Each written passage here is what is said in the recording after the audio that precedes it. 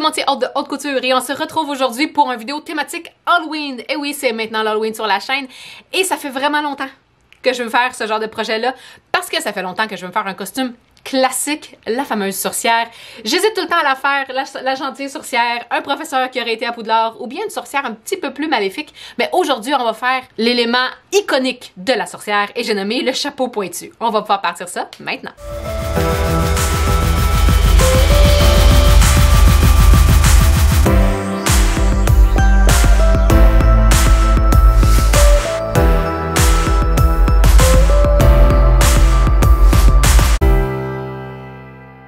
Je suis donc très contente d'entamer ce projet-là avec vous aujourd'hui. Ça peut être intéressant à faire pour les personnes qui ont à se déguiser pour l'Halloween mais qui n'aiment pas nécessairement avoir un très gros ensemble. Le chapeau de sorcière fait exactement ce qu'on a de besoin. On le sait on est qui, on le sait pourquoi on a mis ça, c'est clair et on n'a pas besoin d'avoir toute la tiraille pour comprendre quel personnage on est. Fait que pour toutes ceux et celles qui n'aiment pas tant ça se déguiser, c'est quand même intéressant à avoir quand on travaille dans un environnement comme à l'école ou dans les garderies, où est-ce qu'on est comme un peu obligé de se déguiser.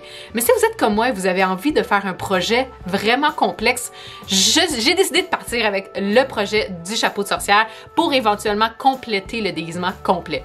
Et comme je disais, je savais pas trop vers quel genre de sorcière je voulais m'aligner, fait que j'ai été vers un classique au niveau du tissu. On peut la rendre un peu plus maléfique si on veut, mais elle peut aussi aller enseigner à Poudlard, il n'y a aucun problème. Elle est de tous les jours, cette sorcière. Donc j'ai été chercher un patron gratuit, le lien va être en dessous du vidéo. C'est My Golden Thimble, si je me trompe pas. Elle montre comment le faire en vidéo, elle aussi, mais je le fais quand même très différemment.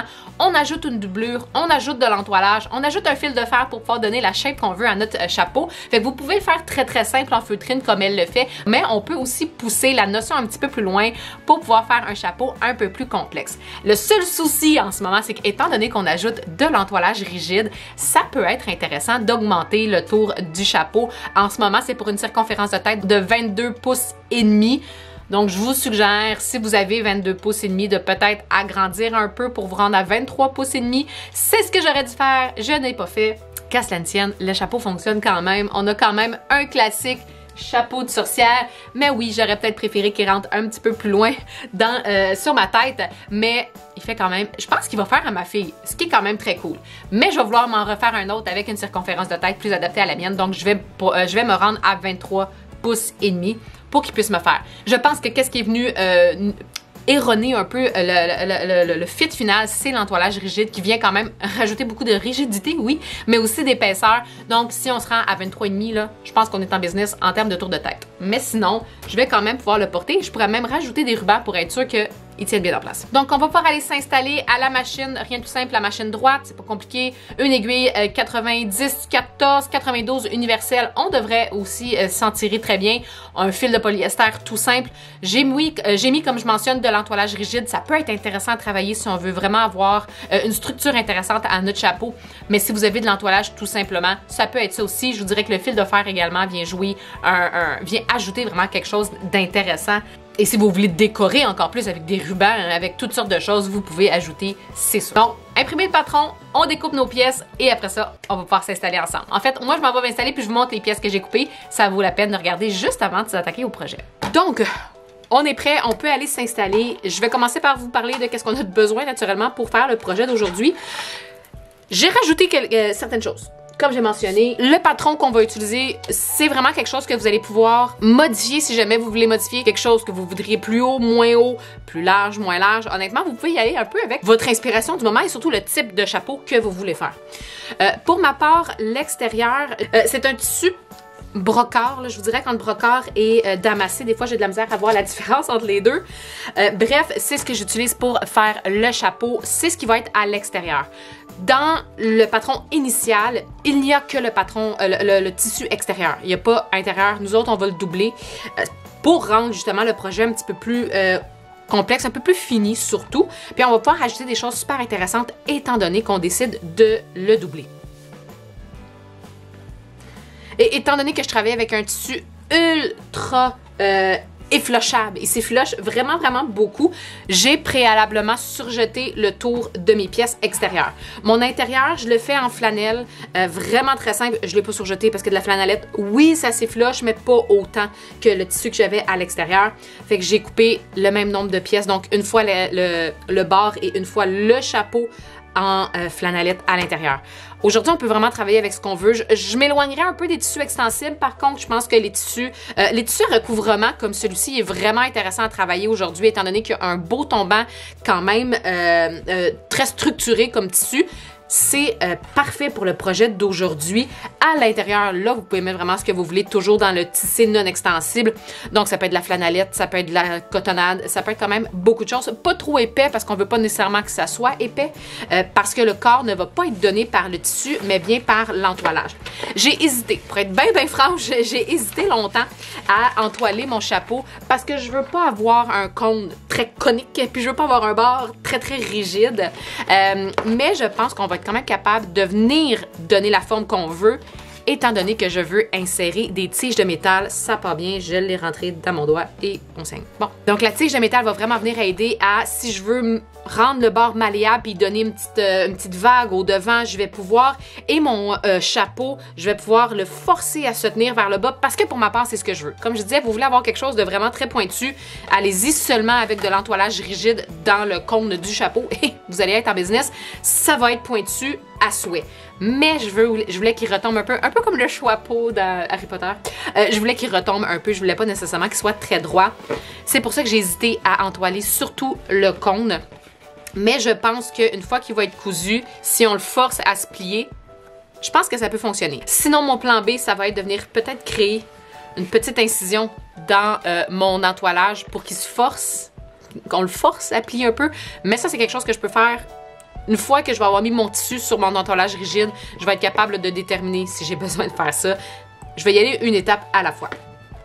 Autre chose que vous auriez pu faire.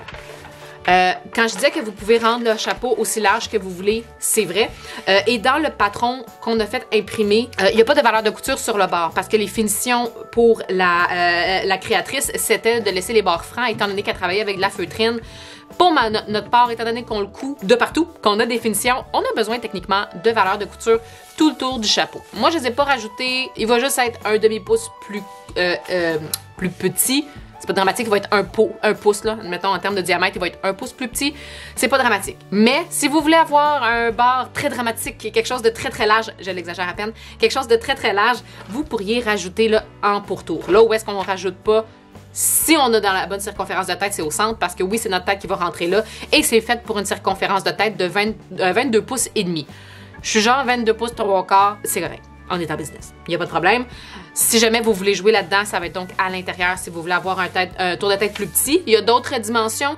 Moi, j'ai pris soin de garder l'intérieur du chapeau. Comme ça, si jamais à un moment donné, je veux faire soit pour ma fille ou pour quelqu'un qui a un tour de tête plus petit, tout simplement, ben, je pourrais venir couper sur mes lignes intérieures. Et si vous avez un tour de tête plus gros, ben, là, encore une fois, vous pouvez seulement agrandir le cercle pour que la circonférence soit celle de votre tour de tête. Pour le matériel, c'est tout ce qu'on a de besoin. On va pouvoir se lancer dans le projet. La première chose, je vous dirais qu'en ce moment, qu'on fasse le chapeau en tant que tel, le cône ou le bord, pas dramatique, mais quand même.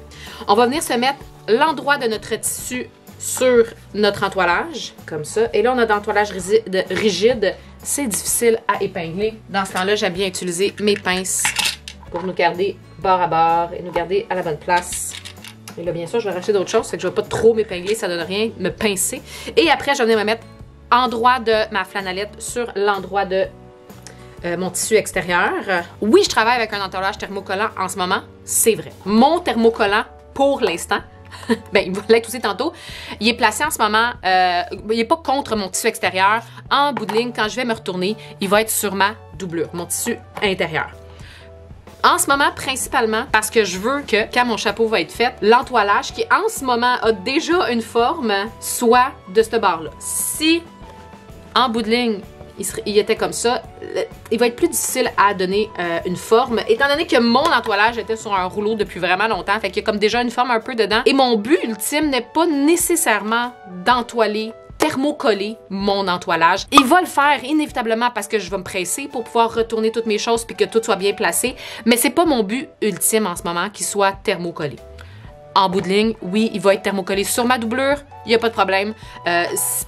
C'est de la flanellette, il va bien se thermocoller, il devrait bien résister aussi. Il va peut-être même mieux se thermocoller que si je l'avais thermocollé sur mon tissu extérieur qui a un petit peu de relief dessus. Donc, c'est ce que j'ai décidé de faire pour l'instant. On va pouvoir se rendre à la machine et coudre tout le tour. À point régulier, on ne se laisse pas d'ouverture parce qu'on va venir retourner par l'intérieur. Et lorsqu'on va venir coudre, à ma machine en ce moment, j'ai une aiguille universelle 90-14, une 92 pourrait vraiment très bien faire l'affaire. Un des deux, je pense que ça serait bien. Et là, les valeurs de couture sont à 1 demi-pouce. Étant donné que mon entoilage rigide est très rigide et ne bouge pas du tout, je pense que je vais coudre pour que mon tissu se retrouve sur les griffes. Parce que sinon, je vais avoir de la misère. La seule chose, c'est que c'est peut-être plus difficile de cette façon-là de voir mon tissu en dessous. Puis de m'assurer que je prends tout bien bord à bord, mais je vais faire doublement attention.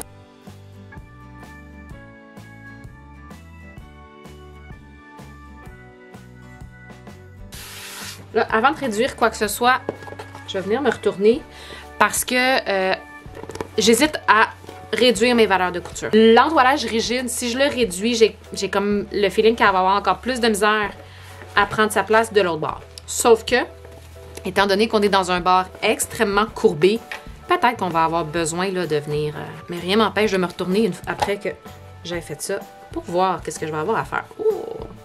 Je pense que ça se passe quand même bien. Là, c'est sûr, comme je dis, la valeur de couture, elle a tendance à vouloir ressortir, mais on va venir faire non seulement une surpiqûre, mais aussi une couture là, pour s'assurer qu'on puisse venir placer notre fil de fer. Avec mes doigts, je vais commencer à placer. L'entoilage rigide ressemble un peu à du papier, ce qui fait en sorte que ça se plie très bien. Fait que mon premier pressage va être à la main.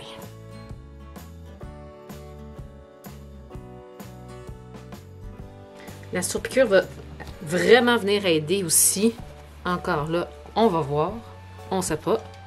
Mais on va se le dire, il tient quand même déjà très bien. Mais si je veux vraiment venir exagérer ou vraiment le venir pour qu'il tienne droite, je pense que le fil de fer va être encore plus utile.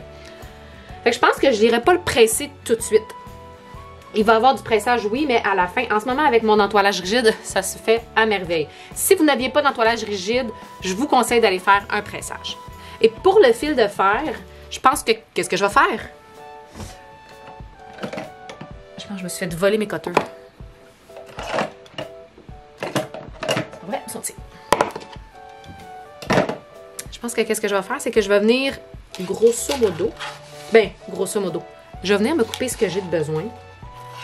Parce que j'ai le feeling que je pourrais venir me faire une couture tout le tour à 1 demi-pouce du bord, me laisser ouvert, glisser mon fil de fer. Mais pour toutes celles qui ont déjà glissé un fil de fer dans un projet, c'est pas ce qu'il y a de plus simple. Fait que je pense que ce que je vais plutôt faire, c'est vraiment prendre mon temps pour venir mesurer ce que j'ai de besoin, couper, tout de suite le placer, l'insérer dans mon chapeau et venir faire ma surpiqûre une fois qu'il va être inséré. Il va peut-être falloir que je le travaille un peu plus, que je prenne plus de mon temps à ce moment-là. Mais je me dis qu'étant donné que mon tissu extérieur est relativement fragile, j'ai comme le feeling que mon fil de fer va se prendre vraiment facilement dedans. Puis que glisser sera vraiment pas le fun. Peut-être venir m'aider avec des pinces. Hein? Je vous le dis, ces pinces-là, je les utilise pas à tous les projets, mais ils ont leur utilité à des moments très opportuns. C'est merveilleux comme ça. Là, j'aime mieux le dire que de passer outre, même si c'est simple. N'oubliez pas de vous assurer que vous avez bien cousu tout le tour. Parce que des fois, on s'en rend pas compte tout de suite. Puis une fois qu'on commence à passer aux prochaines étapes, puis qu'on le trouve, on va le faire à la main. C'est pas aussi le fun. Tout de suite, regardez, être sûr que tout est beau. Bon, on est en business. Je vais venir me laisser 1,5 pouce environ. Où est-ce qu'il va y avoir une jonction? Où est-ce que je vais avoir mes deux fils? J'ai environ, mettons 2 pouces. 2 pouces. Et ici, je vais le laisser attacher pour faire ça. Parce que je vais être sûre de garder la bonne circonférence de fil de fer. Mais je vais venir, je vais le tourner autour. Là. Je pense que ça va être suffisant. Mais je sais qu'il y a des techniques là, différentes. Qu'on peut comme créer un nœud. Qu'on peut faire créer une petite une boucle. Et pour m'assurer que les pointes ne vont pas venir passer au travers du tissu et le briser, je vais venir prendre du tape électrique et tourner autour. Et là, je dis ça, j'espère que j'ai du tape. Je pense que j'ai pas de tape électrique. J'ai du tape à bâton d'hockey. Tape à bâton d'hockey, ce sera le fameux ruban noir d'électricien.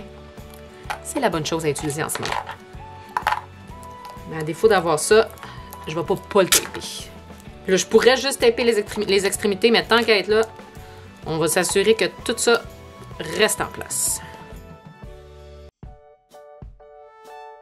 Je vais pouvoir le rentrer. Je vais essayer de le déformer le moins possible, mais on s'entend pour dire que j'aurai pas le choix. Ouais, puis je vais le glisser entre mon beau tissu, mon tissu extérieur et mon entoilage rigide, juste parce que j'ai l'impression qu'on va moins le voir.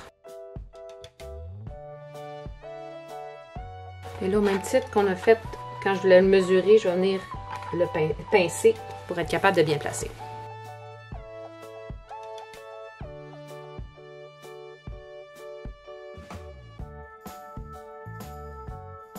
Fait qu'on va pas aller à la machine, coudre tout le tour. Je vous dirais que partout, on pourrait garder le même pied. Je vais voir là où est-ce que, c'est ici, où est-ce que j'ai justement la jonction que j'ai tapée. C'est un petit peu plus épais. Je vais peut-être avoir un petit peu plus de misère. On va aller voir ça.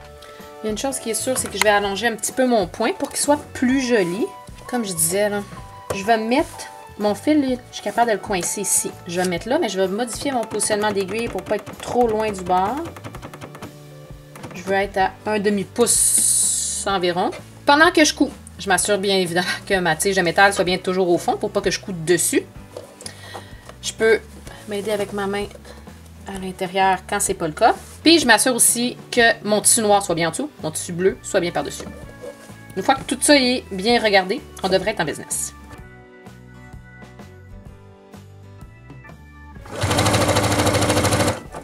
Bon, j'arrive où est-ce que j'ai justement là, la grosse jonction de tape. Ce que je vais faire, je pense, c'est que je vais rapprocher mon aiguille vers mon bord parce que je sais que je vais m'éloigner.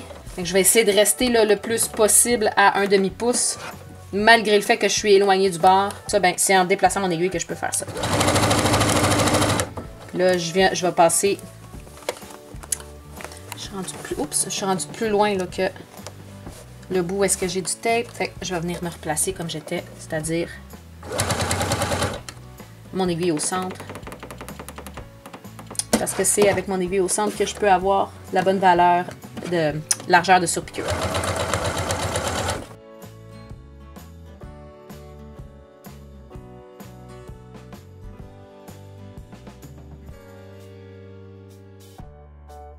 Bon, là, je me suis amusée à essayer d'aller donner des shapes. C'est pas le moment, Audrey. Fait que j'ai ma surpiqûre tout le tour. C'est ici que j'ai le tape. Je vous dirais que ça a quand même bien fait. Là, j'avais peur que ça paraisse que j'avais comme modifié mes emplacements d'aiguille. Ça a super bien été. On va pouvoir mettre le chapeau de côté. Ben, pas le chapeau, mais le bord. Et aller chercher le chapeau. Le haut. Je vais venir me mettre endroit contre... Ben, là, je me suis mis endroit contre entoilage. Là, honnêtement, ça te dérange pas vraiment. Je vous dirais qu'en ce moment, c'est peut-être mieux de se mettre endroit contre entoilage. Dans le fond, comme si on voulait le thermocoller, tout simplement, parce que la doublure va pas venir se mettre tout de suite là, de la même façon qu'on a fait pour le bord. Ce qui fait en sorte que si on se trompe, on presse ou il y a quoi que ce soit, ben l'entoilage va être contre le fer. Il risque d'avoir plus de problèmes si on fait ça. Et là, juste pour que ce soit plus facile de gérer une pièce à la fois, je vais venir coudre tout le tour dans le surjet que j'ai fait. Fait qu'environ à 1/4 pouce, je vais venir coudre tout le tour de mon chapeau, partout, juste pour que ça fasse une seule et même pièce. Oui, je pourrais aller thermocoller, mais je vous dirais qu'en ce moment, là, ça va être encore mieux si je le couds. OK. Ben, j'ai cousu tout le tour. Je vais venir me placer endroit contre endroit. Je vais venir me placer endroit contre endroit, comme c'est ici. Là, le patron, c'est la première fois que je vois ça. Le patron est conçu, a été créé, en pensant au fait que dans le haut, il va falloir qu'on réduise nos valeurs de couture. Fait que si on dirait que il faut qu'on vienne en angle comme ça, mais non, c'est juste qu'on vient se perdre dans la pointe et c'est comme si c'était déjà cranté. C'est la première fois que je vois ça. Je trouve ça intéressant, mais tu arrêté là ou non, le principe aurait été le même. Fait qu'on va venir coudre d'en bas jusqu'en haut et ici, au lieu de venir suivre notre ligne, notre barre en fait, on va venir continuer tout droit. On va faire les coudes.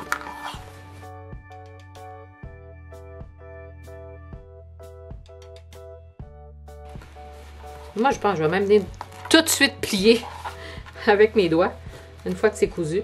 Parce que c'est ce qui est le fun avec l'entoilage rigide. On peut tout de suite y donner, prédonner une forme, qu'on pourrait dire. Là, j'ai pas besoin de cranter dans le haut. C'est déjà fait.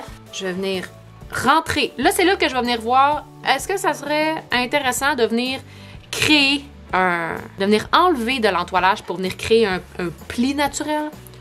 C'est ce qu'on va voir. Le retourner va être sensiblement difficile parce que c'est très raide, mais une fois qu'il va être retourné, je pense que ça sera pas si pire. Je pense. En le retournant, qu'est-ce qui est cool, c'est que ça vient plisser un petit peu l'entoilage, fait que ça lui donne peut-être un petit peu plus de souplesse, sans dire qu'il devient complètement souple.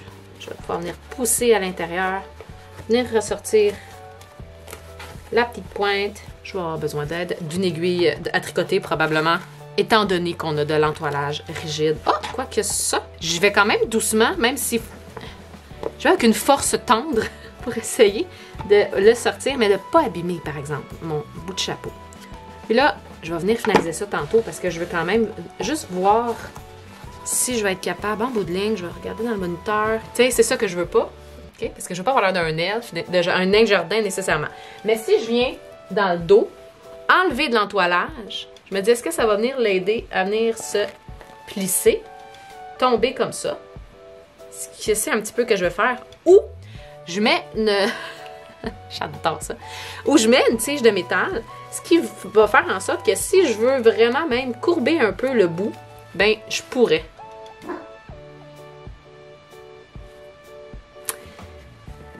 Ok, ça serait le fun. Il faut que je trouve le moyen. Je pense que je le sais. On va se revirer de bord. Pour ça, je disais, moi pas perdre trop de temps à ressortir le point. Ah, bus. À sortir la pointe parce que m'a probablement me retourner. Et voilà. Avec la tige de métal, en ce moment, il faut qu'elle soit dans la valeur de couture. Inévitablement, parce qu'on veut qu'elle soit au dos. Et on veut trouver une façon de la coudre qu'elle soit un petit peu cachée. Ce que je vais venir faire, je ne vais pas venir la mettre juste... En tout cas, je vais y aller le plus possible, mais je ne vais pas nécessairement aller jusqu'en haut. Mais ce que je vais faire, c'est que je vais profiter de ma valeur de couture de 1/2 pouce pour venir cacher la tige de métal là-dedans et venir coudre après ça le plus près du bord possible pour la maintenir en place. Je pense que ça devrait être pas si pire. Et la tige de métal, on n'a pas besoin qu'elle aille jusqu'en bas. Surtout parce qu'il va falloir qu'on coud éventuellement à notre chapeau. Fait qu'on ne veut pas qu'elle soit jusqu'en bas. Fait que je vais peut-être à 1 pouce du bord, je vais venir arrêter. Et dans le haut, je vous dirais que je vais venir le plus haut que je peux. Parce que ça peut être le fun de donner de la shape jusque dans le haut. Je suis peut-être à 3/4 de pouce dans le haut. Fait que je vais vouloir couper ma tige de métal en conséquence de tout ça. Et je vais venir me laisser 1 pouce supplémentaire parce que je vais retourner en haut et en bas de 1/2 pouce. Parce que je veux pas que ce qui est très très pointu et très dangereux vienne briser mon chapeau. Revirer le bout et après ça l'aplatir. Juste comme ça. Je pense pas que j'ai besoin de faire ben plus. Je pourrais taper si jamais.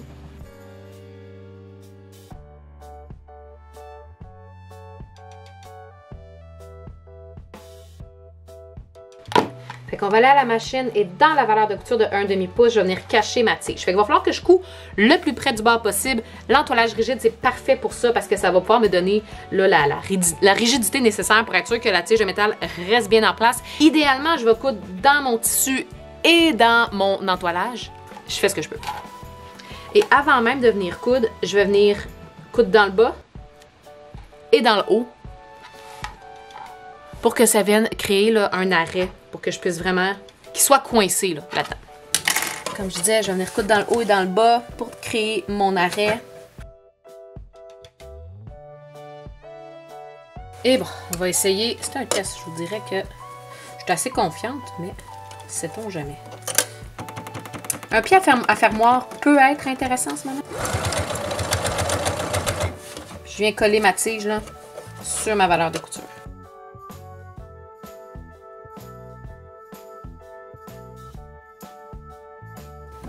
J'étais pas sûre dans le bas, j'avais peur d'accrocher la tige, fait que je le fais à la main. Puis même si je dépasse, c'est pas grave. Donc, ma tige est rendue à l'intérieur. Couper les fils. Et là, on va pouvoir retourner. Et là, on prend son mal en patience. Parce qu'avec la tige, ça se peut que ça soit un petit peu plus difficile. Je me dis peut-être que l'entoilage rigide, on n'aurait pas eu à le mettre jusqu'en haut. Puis ça aurait peut-être été plus facile après ça de le retourner. Parce que là, je vous avouerai que... un petit peu de misère. J'ai de la misère à voir ce que je fais. Fait que je vais faire un peu comme un cône à pâtisserie pour avoir un petit peu plus accès à la pointe, mais à l'intérieur. C'est quand même pas si pire. J'ai pas réussi à retourner toute la pointe comme j'aurais aimé le faire, mais étant donné qu'à la base, je voulais pas avoir quelque chose de trop pointu, c'est pas dramatique. On s'entend pour dire que si j'avais pas entoilé avec l'entoilage rigide jusqu'en haut, j'aurais pu faire un peu mieux. Qu'est-ce que je veux dire par pas entoiler rigide jusqu'en haut, là? C'est qu'on aurait pu couper l'entoilage rigide, considérant qu'on fait la grande grandeur, là. On aurait pu couper, bon, ici environ, pour pas avoir cette partie-là entoilée. Ça aurait peut-être été intéressant. Mais ce qui est très intéressant en ce moment, c'est que si je veux, je peux y donner la shape que je veux. Et ça, je trouve ça quand même très chouette. Ok, on va travailler là-dessus tantôt. Parce qu'il va falloir aller coudre le chapeau sur le bord. Pour coudre le chapeau sur le bord. Là, on n'a pas encore touché à la doublure du chapeau, du cône. C'est voulu. Parce que celle-là, on va venir la coudre à la main. En fait, il y a deux options qui s'offrent à vous. Vous pourriez tout de suite aller coudre le chapeau doublure, venir l'insérer dans le chapeau extérieur et venir tout coudre ensemble la prochaine étape que je vais faire. Ce faisant, vous allez voir la valeur de couture. C'est pas dramatique, on pourrait surjeter, bim bam boum, c'est réglé. Personnellement, je voulais que ça soit avec des finitions invisibles, c'est-à-dire qu'on voit pas l'intérieur du chapeau. Pour, oui, de la solidité, mais également pour de l'esthétique.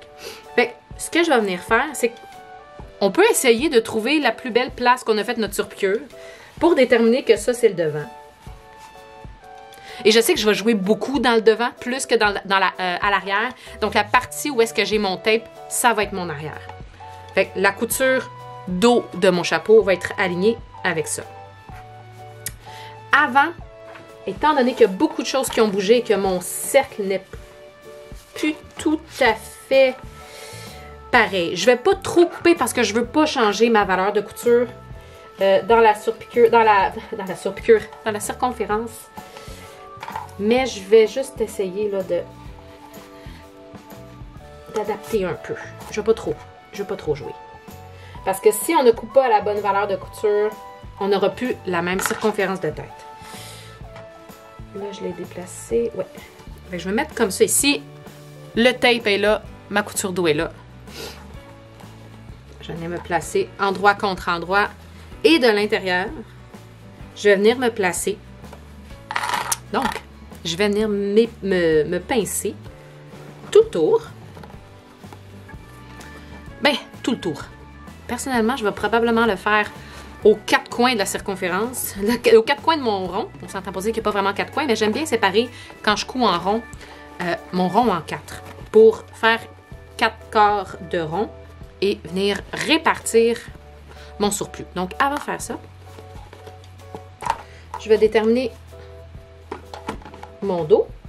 Je vais venir faire un cran. Je vais venir me plier en deux sur ce cran-là pour venir trouver mon devant. Après ça, je vais venir me placer de l'autre sens en mettant cran sur cran pour trouver les côtés de mon chapeau. Et je vais me retrouver avec 4 crans. Je vais venir faire la même chose ici. Fait que je vais juste venir me placer sur mon dos pour trouver mon devant. Et ensuite, dos à devant pour trouver mes côtés. Je vous dirais que mes crans, j'ai fait surtout dans mon entoilage rigide. Je sais que ça ne s'effilochera pas. Fait que je ne suis pas en train d'affaiblir mon tissu. Mes crans sont trouvés. Là, je vais pouvoir aller m'épingler. Il faut juste que je retrouve mon dos. Et là, je pense que je vais utiliser mes épingles. C'est pas facile d'épingler dans de l'entoilage rigide, mais je veux pas que ça bouge. Et les pinces, c'est pas magique. Des fois, ça bouge. C'est magique, je vous le dis. Hein? Des fois, c'est magique, mais des fois, non. Fait que je vais faire mon devant, mon dos, mes côtés.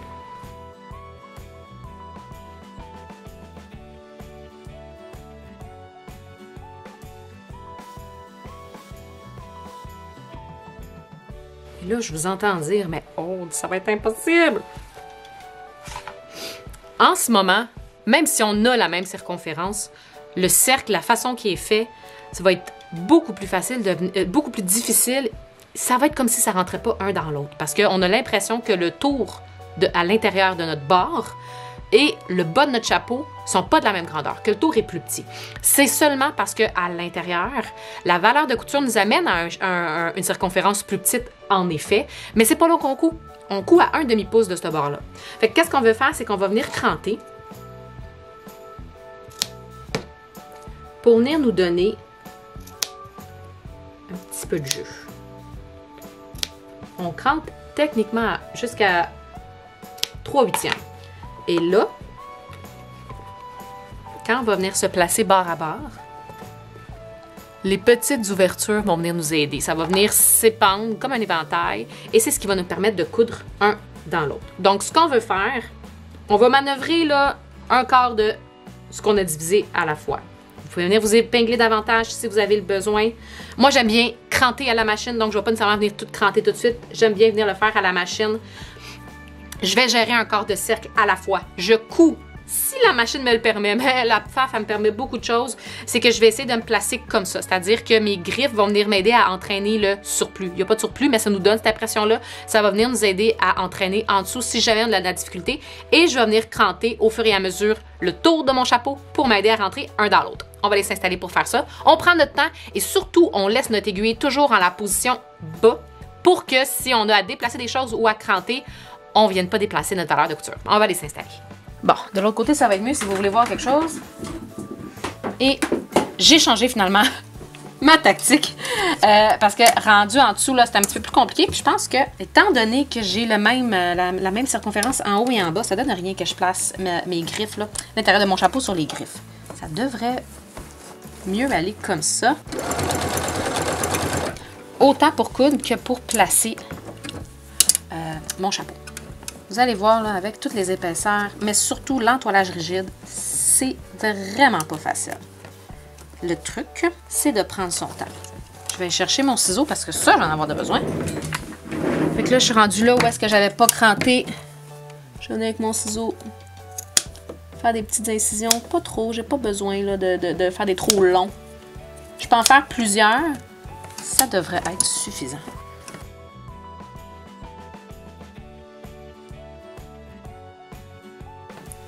Là, on s'assure d'avoir du fil dans la canette parce qu'on ne voudrait pas se rendre compte ici qu'on est en train de coudre dans le beurre. Je crée mes petites incisions. Et là, magie, ça fonctionne.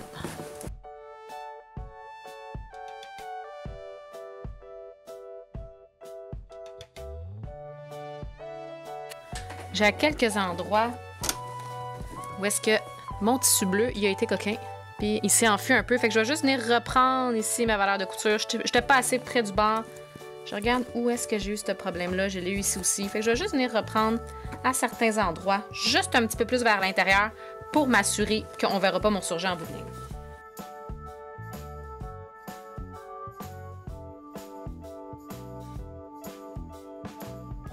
Bon, j'ai pris le temps de replacer la tige de métal parce que je vous avouerai que je l'avais un petit peu chiffonnée.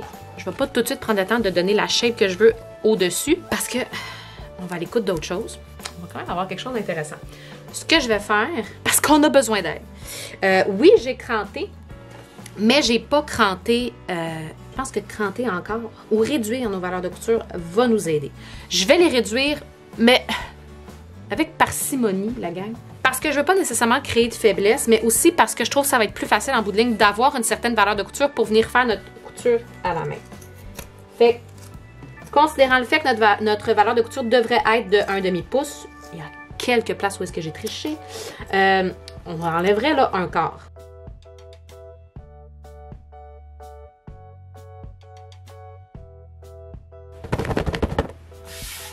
Et ça vient aider pour mettre le chapeau aussi. Là, notre circonférence de tête fait un petit peu plus de sens. J'ai envie d'ajouter quelque chose. Bon, j'ai pas le ruban qu'il faut, fait que je ne l'ajouterai pas, mais je vous avouerai que avec le ruban noir comme ça, ça aurait été beau. J'aurais pu m'en créer, mais là, de venir mettre 2 rubans pour attacher le chapeau. Puis comme ça, on peut le mettre.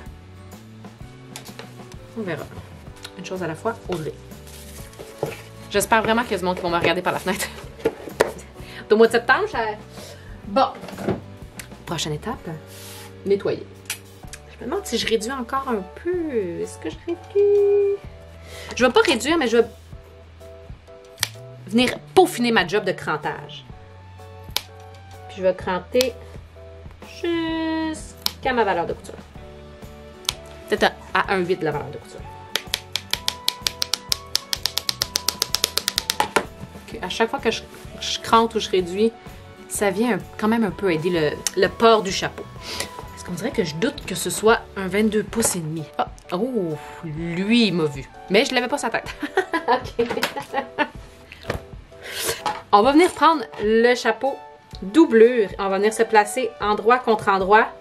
Et d'en bas jusqu'en haut, on va venir fermer ça.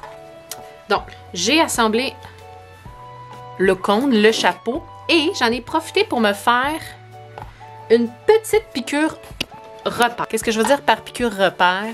C'est que je me suis fait une piqûre, une couture à 1 demi-pouce du bord. C'est pas une couture parce que j'ai rien assemblé. C'est vraiment juste une piqûre que je suis venue faire à 1 demi-pouce du bord pour que ce soit mon guide pour venir coudre à la main. Et là, oui, je pourrais... Là, on va venir mettre envers contre envers dans le chapeau. On aurait pu venir coudre un petit peu à la machine. Mais honnêtement, ben honnêtement, je pense pas que ça vale la peine. On va venir aligner, ce que je n'ai pas fait du tout, notre couture dos. Et je vais venir rentrer ma valeur de couture sur la piqûre que je viens de faire. Et je vais venir me placer sur notre couture qu'on a faite. Tout le tour, je vais venir me faire ça. On aurait pu se faire des crans aussi pour déterminer encore une fois notre dos, notre devant. Je vais venir me placer tout le tour en épinglant. Je me plie. Oups. Je me plie sur la couture que j'ai faite et cette couture-là, je viens la mettre sur la couture d'assemblage de chapeau.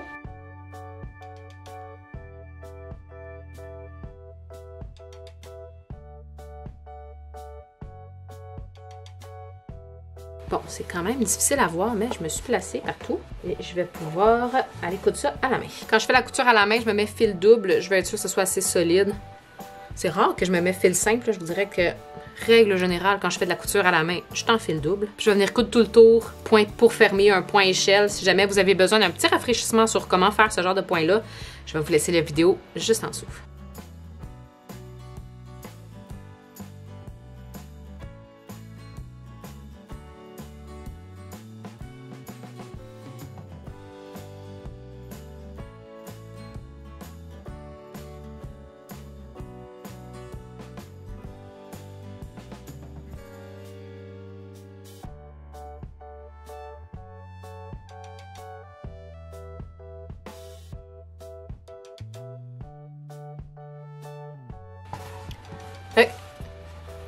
L'intérieur est cousu. J'aimerais ça pouvoir faire un petit pressage, mais je ne sais pas si ça va être possible. L'autre chose que je vais venir faire, c'est que je vais vouloir venir la coudre dans le fond. Parce que, là, peut-être pas... Ah oui. Parce que je veux pas que la doublure vienne toujours tomber. Elle devrait bien tenir, étant donné que c'est de la flanellette puis qu'on a de l'entoilage à l'intérieur. Des fois, ça vient comme s'agripper. Mais malgré ça... Je vais venir de l'intérieur, qui est ensemble doublure, le tissu extérieur. Je vais venir le faire dans la piqûre, puis je vais venir le faire le plus haut que je peux. C'est pas obligé d'être dans le haut complètement, là. Et là, si on voulait, on pourrait venir décorer le chapeau, on pourrait venir mettre un petit ruban tout le tour. J'ai vu des sorcières peut-être un petit peu plus automne, là, avec des feuilles, des cocottes de pain. Je trouve ça quand même cool aussi d'avoir différents aspects. Moi, pour ma part, je vais laisser comme ça parce qu'étant donné que je veux que ce soit éventuellement un peut-être costume, je sais pas encore le thème que mon costume va avoir, fait que je vais laisser comme ça. Si vous avez envie de racheter, vous pouvez. Sinon, ben, le projet est terminé.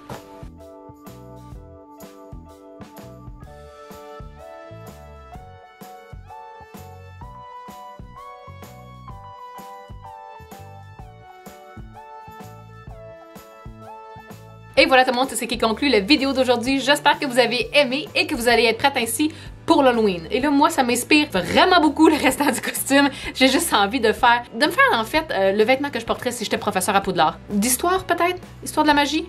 Probablement. Comme d'habitude, s'il y a quoi que ce soit, n'hésitez pas à laisser questions, suggestions ou commentaires en dessous de vidéo, à cliquer j'aime si c'est du contenu que vous avez aimé ou à vous abonner si c'est pas déjà fait pour avoir toutes les prochaines notifications de mes futures vidéos, que ce soit les DIY, les tutoriels ou encore les lives que je fais à tous les vendredis. Et si vous avez envie de faire encore plus de couture et avoir encore plus de haute couture comme contenu, n'hésitez pas à rejoindre le club de couture. Les liens sont toujours laissés en dessous de vidéo. On se rejoint 3 fois par mois pour faire des projets, soit des coutures en live que je vous montre comment faire des projets qu'on fait tout le monde ensemble ou bien des thématiques. En tout cas, c'est sûr, on a toujours beaucoup de plaisir. Sur ce, tout le monde, je vous dis bonne couture et on se revoit très bientôt.